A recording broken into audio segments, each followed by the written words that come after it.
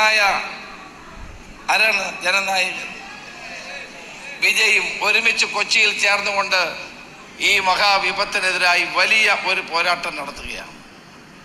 രണ്ടാമത് മോഹൻലാൽ എത്തുന്നത് മലപ്പുറത്താണ് എന്ന് കൂടി പറയാൻ ഞാൻ ആഗ്രഹിക്കുകയാണ്.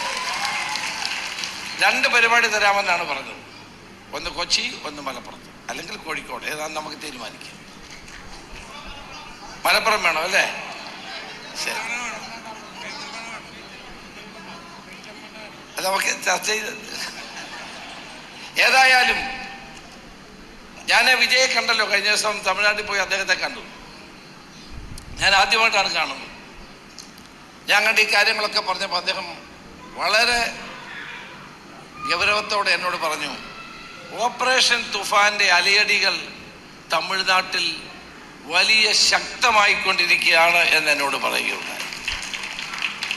കർണാടക മുഖ്യമന്ത്രി DK ശിവകുമാറിനെ കണ്ടപ്പോൾ അദ്ദേഹം എന്നോട് പറഞ്ഞു, നിങ്ങൾ കേരളത്തിൽ എന്താ ചെയ്യുന്നത്?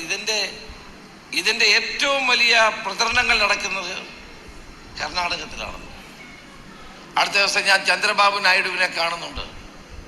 നമ്മുടെ തെക്കേ ഇന്ത്യ സംസ്ഥാനങ്ങളിലെ മുഖ്യമന്ത്രിമാരും ഗവൺമെന്റുകളും ഒരുമിച്ച് നിന്നുകൊണ്ട്, കാരണം ഇതിൻ്റെ സോഴ്സ് ഞങ്ങൾക്ക് മനസ്സിലായി, ഇത് എവിടെ നിന്നാണ് ഈ വരുന്നത്.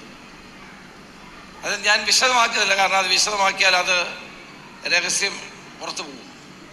എവിടെ നിന്നാണ് ഇത് വരുന്നത് നമുക്കറിയാം.